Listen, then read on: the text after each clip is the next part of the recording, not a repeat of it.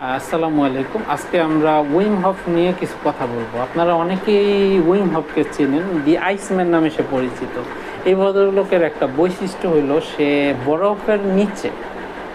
বরফের নিচে প্রায় 1 থেকে 2 ঘন্টা পর্যন্ত থাকতে পারে, তার কিছু হয় না। আমরা যারা মানে বরফ পানিতে 5 মিনিট থাকার কথা ঠিক করতে পারি না, সে 1 থেকে 2 ঘন্টা বরফ পানির নিচে থাকতে পারে, তার কোনো সমস্যা হয় না।